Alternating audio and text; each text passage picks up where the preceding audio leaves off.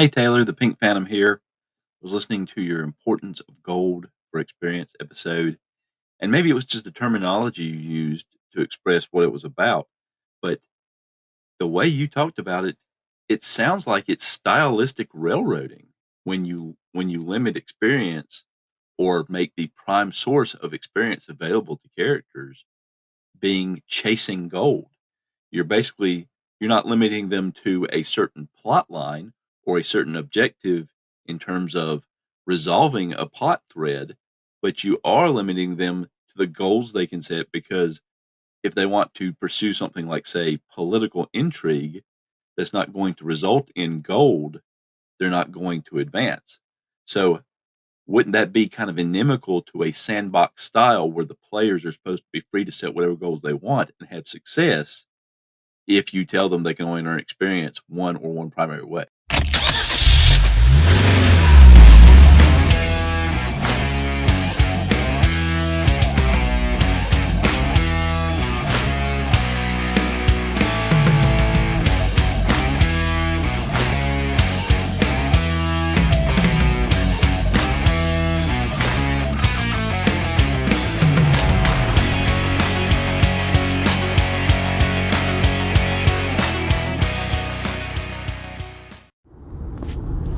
I think there are two main things here, and I listened to this message twice and had to think about it. But the first thing I would say in response is gold for experience is an anti-railroad.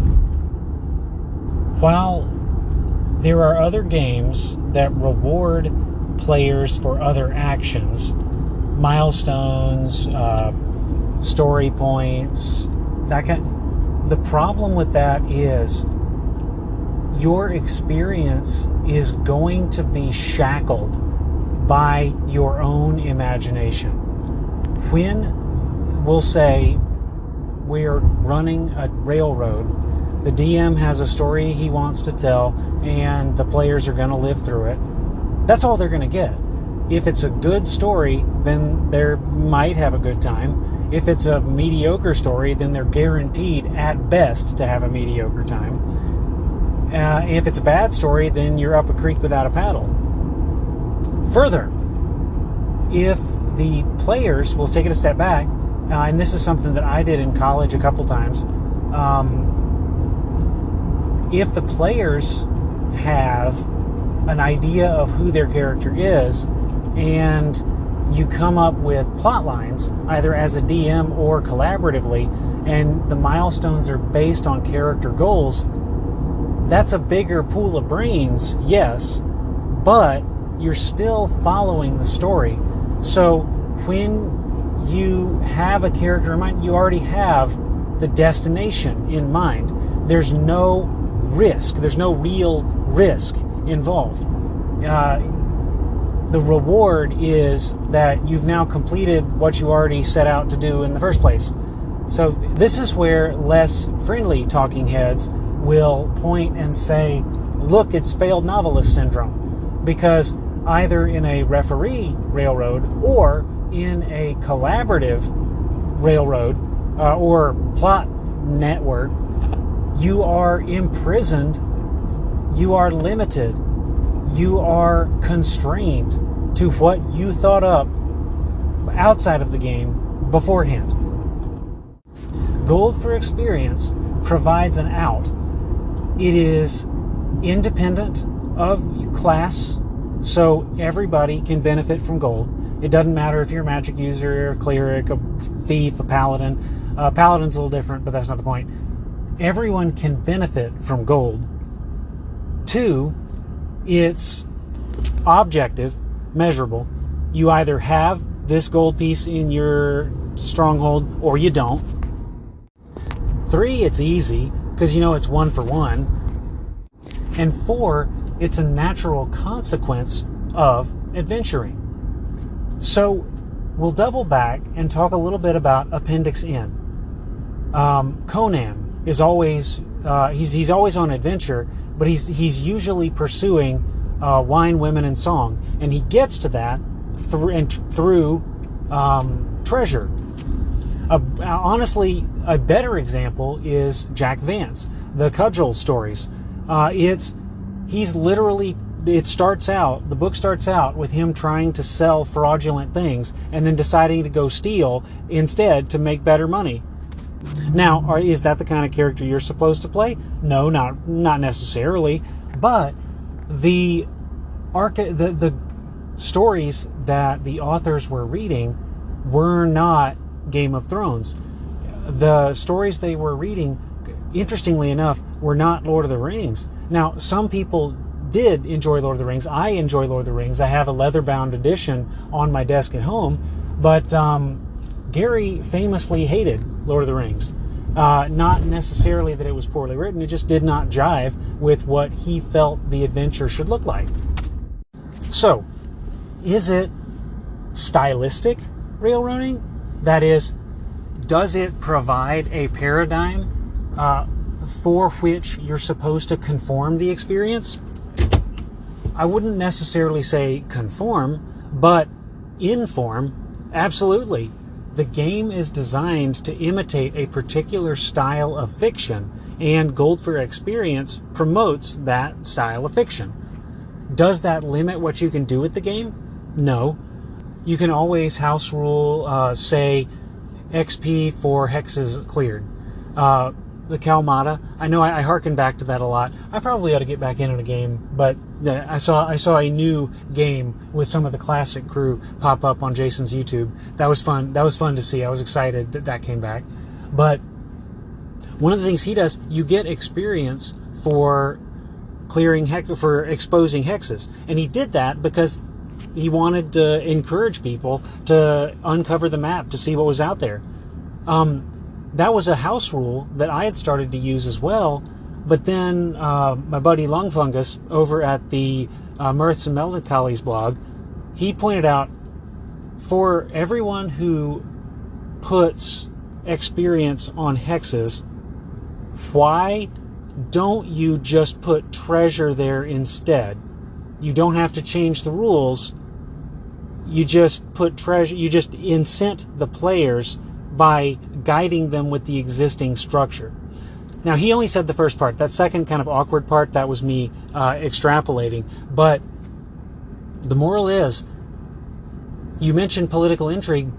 What kind of political intrigue doesn't have money involved? Like in real life, bribery, extortion, that's very political.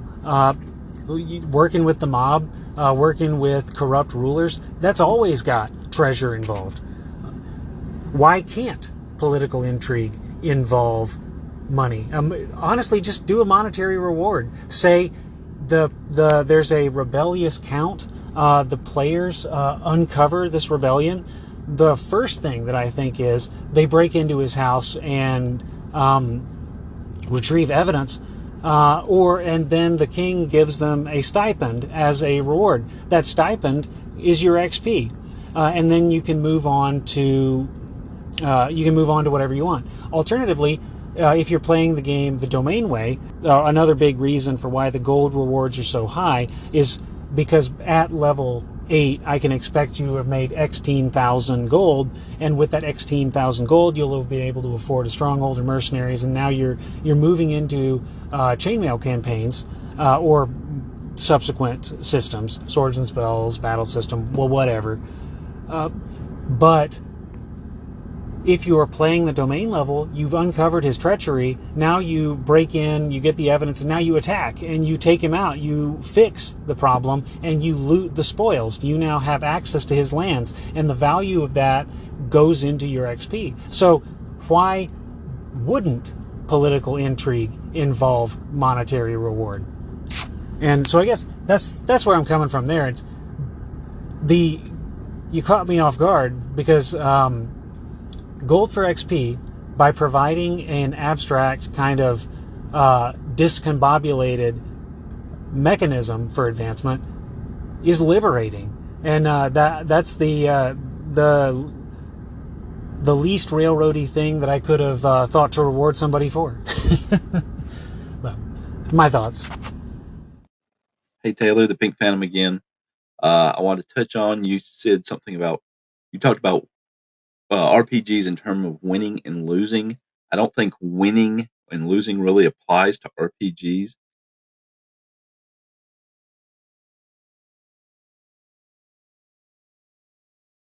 And maybe some of this is colored by the fact that a lot of the folks online that talk about winning at RPGs are kind of pompous jerks.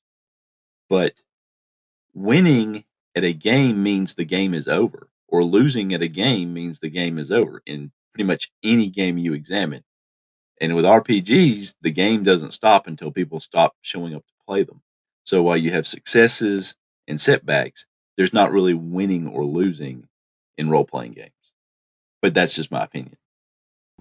What I probably should do at this point is to elucidate the use of the word winning was a poetic exposition on psychological imperative.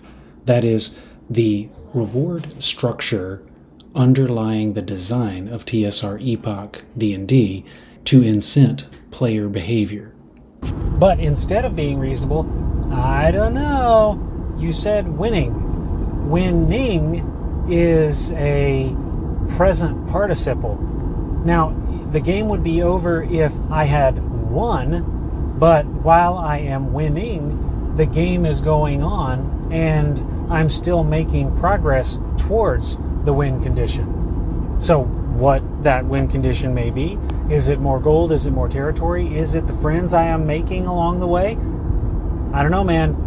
I think winning is definitely possible. And for as long as you keep your dice at the table and keep your players at the seat. That sounds like a winning proposition to me. You got me thinking with those calls. Thank you for making them. Good to hear your voice. And between now and when I hear you next, keep delving.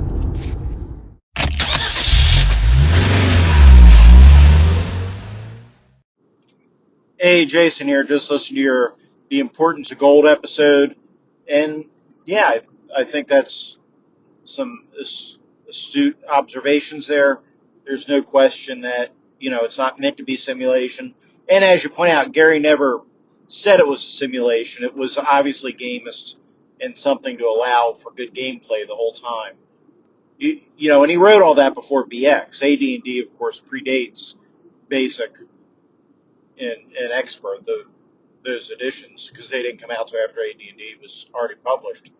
And interestingly enough, the very earliest versions of Milestones show up in BX, where when you read the guidelines and the Game Master guidelines, you'll see that characters are expected to advance about every 4 sessions.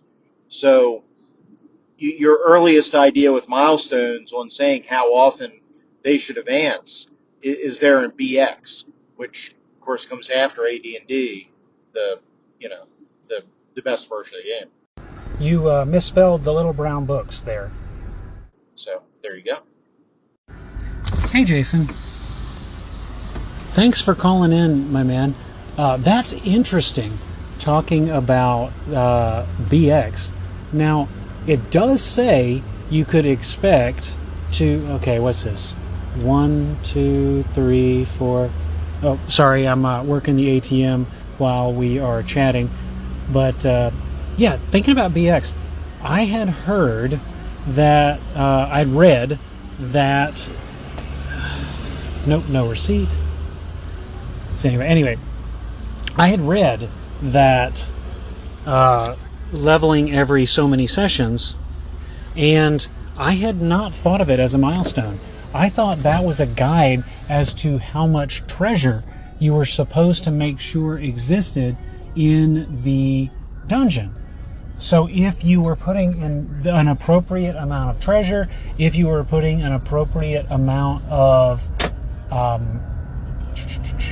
challenges, traps and hazards, and if your players were learning how to play their characters correctly, their player skill was improving, then that was anticipated how rapidly they would grow. So I don't know if I would qualify that as a milestone. Proto-milestones, maybe. Because a pure milestone is going to be a story point, a character goal that you are trying to accomplish. when you accomplish it, you get chunks of XP. Whereas with the Mold Day guide, that's a timeline. It's level up every X sessions on average. So I don't think it's a milestone per se, but I could definitely see that could lead to milestones. And the corruption, so to speak, had its roots in Mr. Mold Day. Thank you for calling in.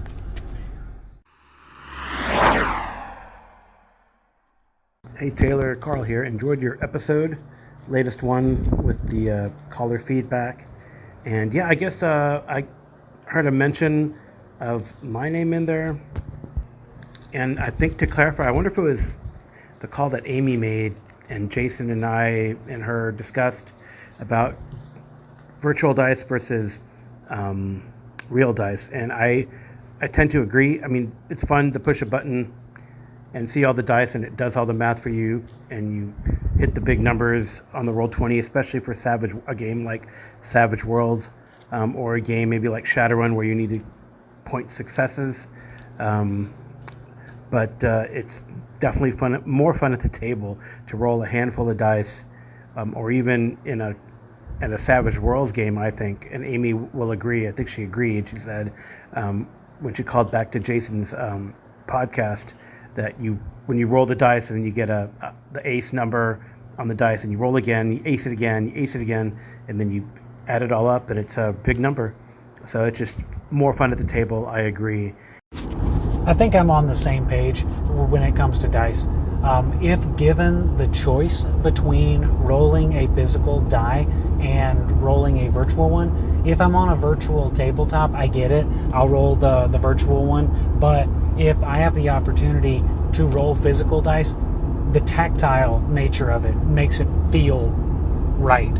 I mean, I guess if someone was raised on VTTs, if someone was raised on virtual dice, then I guess this might be nostalgia. But for me, I just enjoy the feeling of dice in my hand, the feeling of paper on the table, the jotting stuff down, the erasing stuff, the remembering I had a sheet protector and should be using dry erase. But yeah, I enjoy the analog nature of the game. It sets it apart. And honestly, I roll physical dice when I'm on VTT a lot. Playing with people you can trust has its benefits. And also running. Your players cannot stop you from rolling dice if you are running the game. And the other thing I was going to say is commenting on DCC and how it plays at the table. I think the biggest challenge with DCC at the table was really not flipping through and looking for spells and looking at things. I know when I ran Weird Frontiers, which is DCC chassis Weird West game, that looking things up wasn't that bad, and we took some time. The players took some time to look at their character sheets and look up the spells as they needed and jot down some notes. But when it came, the hardest thing during the game was the in-between dice, right? Like the D14 and the D16 and the D5 and the D7, figuring out which dice those were. That was the most challenging thing at the game, but it ran pretty well, right? It's always a roll a D20 and maybe another dice and see if you hit that target number that you're supposed to hit. Also, I guess the making a luck check versus making a test using your ability score, or like the equivalent of a skill test, which you kind of just use your roll a d20, add your ability score bonus, if that applies to you. That was a little confusing for people. But other than that, we really didn't have to look a lot of things up, except, of course, when we did ram the spells, we just went to the page that they had jotted down in the notes and figured out what the effect was, which wasn't a big deal. Regarding the in-between dice, I ended up just buying a set. So I've got a random D7, a random D5 lying around somewhere in my dice bag. I think I kept them in a separate dice bag on purpose for a while, and then I forgot, or my wife cleaned up, one of the two. Let's blame her, she's not here. And so I forgot, and now they're embedded in my real dice, so I need to dig them out eventually. And I bought a set online. They weren't that expensive, and I remember we brought them to the table, and a buddy of mine goes, "You know, that set you bought doesn't actually have the 14. And I was like, "Dirt! The 14 is the only one that doesn't have an easy conversion." Let's see, because you have the D8 can sub in for a D7, just re-roll 8s. You have the D5 is the same for a 6, just re-roll 6s. And then the bigger dice, you have the D16. That one's easy. Roll a D8 and any other die, and on an even on your tens die, so to speak, then you're adding 8 to the roll, so you have an even probability. So that's the same way that we used to do D20s back before, when the D20s were painted 1 through 10, so you could have a D10. But anyway, I'm rambling. I do enjoy the physical dice, and so I ended up having to buy a separate D14 because there's no obvious easy way to do a D14. And apart from rolling a D20 and then re-rolling everything above, and then I kind of don't like that, because then you're re-rolling like a quarter of the time. But anyway, the moral of the story is I bought this other D14. I should have read the details. The thing is like 4 inches across. It is the biggest die I have. And whenever that D14 came up, the players knew, because the table shook a little. I have since bought a sturdier table. So, and Weird Frontiers has a few other little things like, I guess, moving parts, like the gun deck. When you, that was not confusing to people, but sometimes people forgot whether on purpose or not, since aces and eights are like a misfire. But I really enjoy DCC. I'd like to play it more. I know Connerly and I have always tried to get it to the table, but it's about finding players and finding the time, as you well know. But thanks again for the podcast. Talk to you soon, brother. Good luck with the players and good luck with the game, brother. Thank you for calling in. Hey Taylor, Danielle from Bandits keep calling in. I'm driving, so I guess that fits, right, with the whole theme we're doing here with the driving and all that. But I am using Bluetooth, so being safe here, which is probably why it sounds like garbage. Believe it or not, your Bluetooth is pretty sharp. Your Bluetooth is sounding better than mine. But I wanted to say, I love your evaluation of the identify spell.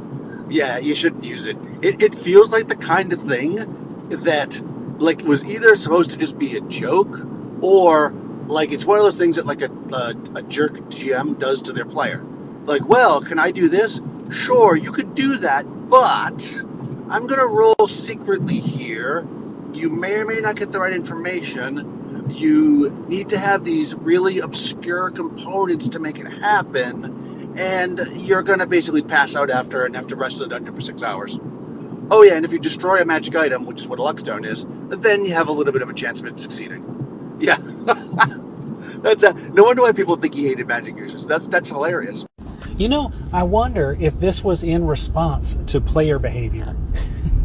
So, as I'd mentioned in my role play versus role play conversation, spoiler for next episode, Gary had a very definitive understanding of how he intended the game to roll.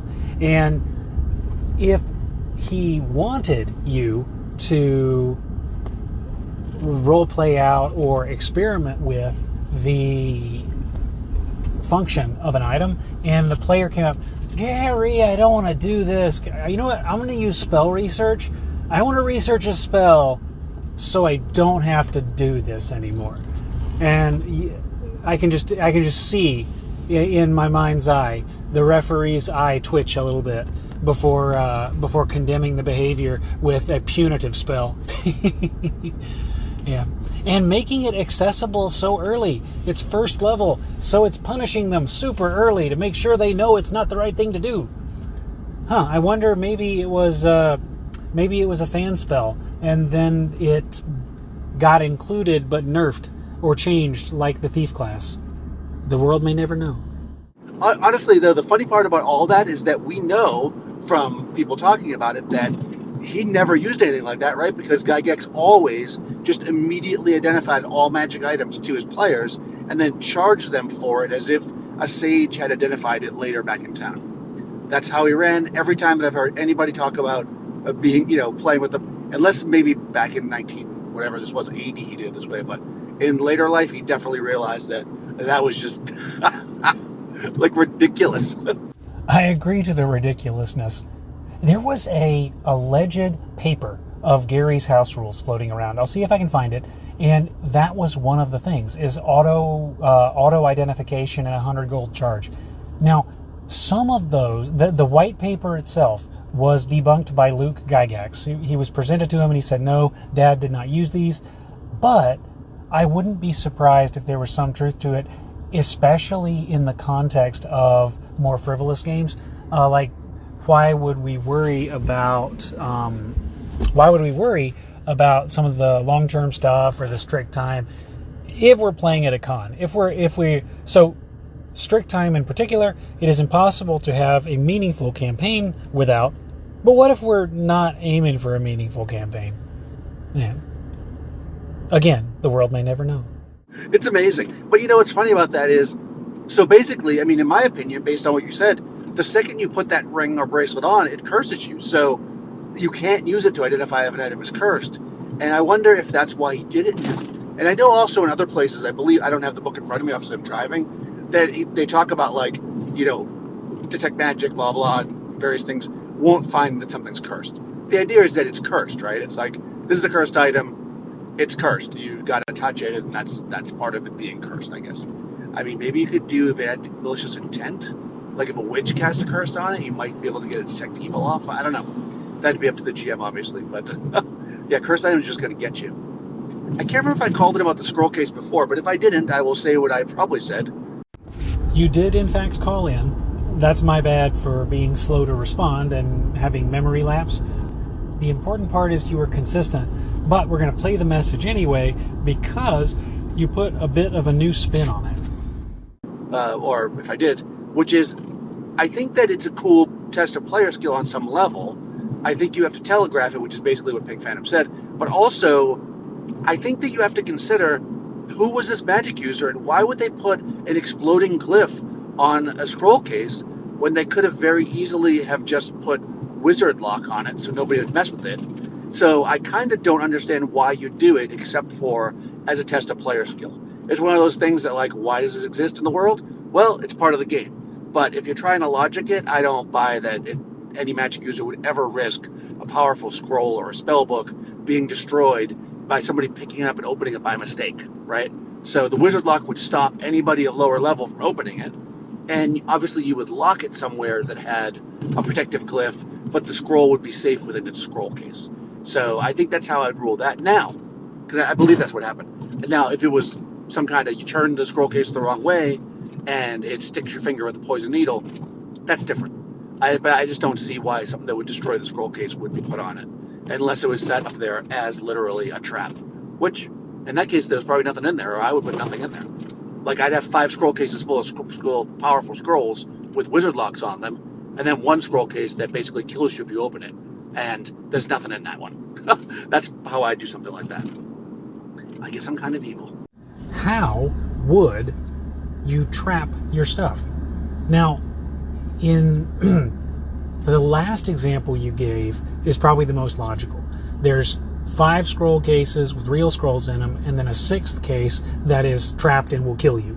That makes sense to me. That is a thief deterrent. That is something that a borderline psychotic kind of hedge wizard would do. And you kind of have to be borderline psychotic to, engage in Vancian wizard stuff. But I digress. Moving backwards, why would you wouldn't want to lock it because you want to keep it away from thieves. Why would you destroy your own stuff?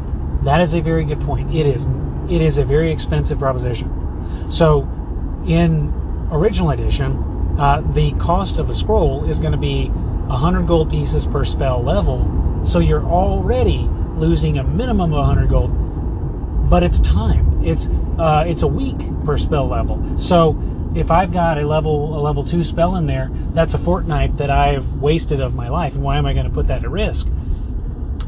Maybe so. Then you want to protect that because it's an investment of resources. And 2 weeks doesn't sound like a long time, but in original edition, by the rules, you have to be 11th level to do it. An 11th level character investing 2 weeks in something, They have a lot more stuff to do. That's save the world, build your tower kind of domain level character we're talking about that has to make these things. So makes you wonder why they're so prevalent, just lying around in the dungeon. Yeah. But anyway, as you move backwards through the examples, why would you risk destroying your own property? I wouldn't, honestly. It sounds kind of like that mythical car alarm from ages ago that shot flames out from underneath it. Yeah. Why? I think the only reason why one would put a self-destruction type thing is to keep it out of the hands of enemies. So I can sort of see putting a trap on it that would destroy it if I'm going to leave it in a place where other people might find it and I'm not likely to go, because what if that other magician doesn't know the spell? This is my secret. I don't want him scribing my scroll. I want him dead. And if I can't kill him, I want that scroll on fire so he can't have my spell. Editor Taylor here. You just gotta think more like Mazirian and less like Pandaloom. In any case, thanks for putting out another great show, and I will talk to you soon. Thank you for calling in. I always enjoy hearing your voice.